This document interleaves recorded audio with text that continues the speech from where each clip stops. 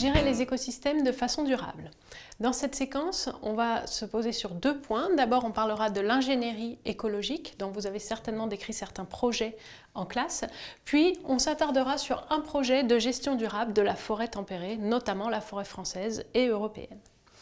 Alors, l'écologie, vous l'avez vu, c'est l'étude du fonctionnement des écosystèmes, quel que soit leur endroit sur la planète, donc de leur biotope et de leur peuplement, leur biocénose. L'ingénierie écologique, elle se base sur l'utilisation, l'exploitation des connaissances de l'écologie, donc les connaissances les plus modernes, mais aussi les outils scientifiques qui peuvent être développés au fur et à mesure des avancées technologiques pour la préservation des écosystèmes. Donc, c'est mettre au service de la préservation des écosystèmes les connaissances et les outils de l'écologie. Le principe de l'ingénierie écologique, c'est d'utiliser le vivant comme source de résilience. La résilience, on l'a définie dans une autre séquence, c'est cette capacité qu'ont les écosystèmes à se régénérer suite à une perturbation, à condition que cette perturbation ne soit pas trop intense ou que les perturbations ne soient pas trop fréquentes. Autrement dit, on dit aussi pour l'ingénierie écologique, par et pour le vivant. Alors l'ingénierie écologique, on parle aussi de génie écologique, c'est une discipline qui date des années 60 et qui a donné naissance à des projets de sauvegarde, de restauration et de réhabilitation des écosystèmes. À chaque fois, on va utiliser l'écosystème, à condition qu'il ne soit pas totalement détruit, pour le régénérer petit à petit. Ce sont des projets à long terme puisque ça ne se fait jamais en quelques jours ou en quelques semaines. En termes de sauvegarde, on peut citer par exemple la préservation des zones humides. Vous avez ici une image par exemple d'une zone humide préservée par l'ISTEA, qui est un établissement public qui a permis de sauver l'écosystème, c'est-à-dire la flore et la faune qui maintiennent une certaine humidité mais qui ont à la fois besoin de cette humidité pour vivre. Les zones humides, ce sont ces zones de mares ou de marécages où certaines espèces végétales retiennent particulièrement l'eau et permettent le développement d'insectes, mais aussi d'autres animaux et éventuellement de champignons, etc. Donc de toute une flore et une faune particulière à cet habitat qui est la zone humide. En termes de restauration, on peut citer les projets qui visent à éliminer les espèces invasives, qui sont en général des travaux de grande ampleur, puisque ces espèces invasives résistent et ont parfois éliminé d'autres espèces qui étaient là auparavant. Donc se débarrasser des espèces invasives est en général une tâche plutôt difficile dans les écosystèmes, surtout lorsqu'on veut travailler de façon naturelle. Et puis en termes de réhabilitation, vous avez tous entendu parler par exemple d'anciennes zones industrielles qui, laissées à l'abandon, redeviennent petit à petit peuplées par la flore, la faune, etc. Donc, une utilisation du vivant comme source de résilience et finalement l'objectif de cette ingénierie écologique, c'est de maintenir, voire d'augmenter les services écosystémiques qu'on a décrits dans une autre séquence, à savoir l'approvisionnement, les services culturels et les services de régulation que nous permettent les écosystèmes. Maintenant, dans un deuxième temps, on va s'attarder sur un exemple de projet de gestion durable des forêts tempérées, le PEFC. Alors, PEFC, c'est peut-être un acronyme que vous avez croisé dans votre vie courante, sur des meubles. Il existe un logo PEFC. C'est un système de certification du bois européen. Ce système, il a été créé à la toute fin du XXe siècle. Il a été créé par une ONG, il a été créé en France au départ. Il s'est ensuite étendu à toute l'Europe et aujourd'hui, il concerne 50 pays.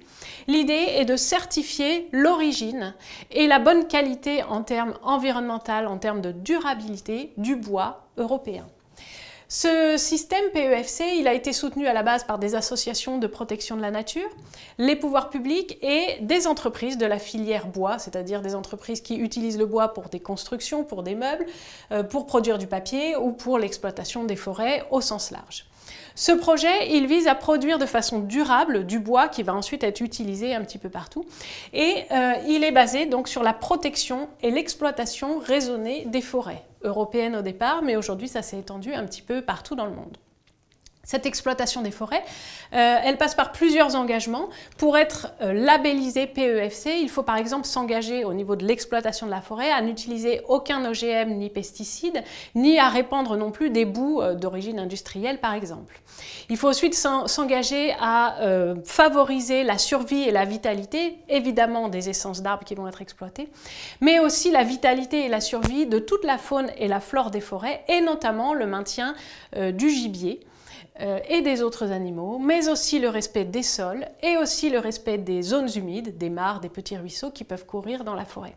Il faut s'engager ainsi à ne pas polluer les zones humides et à ne pas polluer les cours d'eau dans les forêts qui sont labellisées PEFC. Et puis enfin, il faut aussi s'engager à respecter les sites en termes de patrimoine. Lorsqu'il y a par exemple une construction remarquable, il faut s'engager à la conserver et à la conserver en bon état pour obtenir donc ce label PEFC. Donc un certain nombre d'engagements pour une exploitation avec une protection de l'environnement et une exploitation raisonnée des forêts. Il y a aussi un travail sur la traçabilité du bois, je l'ai évoqué tout à l'heure.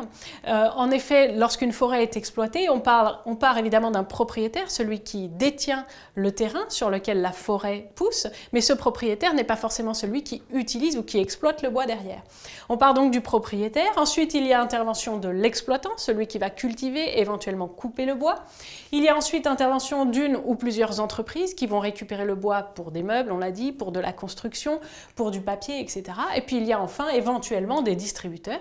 Par exemple, si on a fait du papier à partir du bois de la forêt, ce papier va ensuite être vendu et tout ça ira jusqu'au consommateur.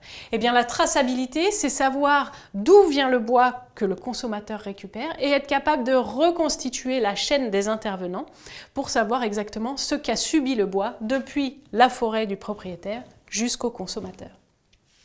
Et puis enfin, autour de ce projet PEFC, il y a une communication avec la création donc d'un logo PEFC qu'on a déjà vu tout à l'heure, que vous revoyez ici.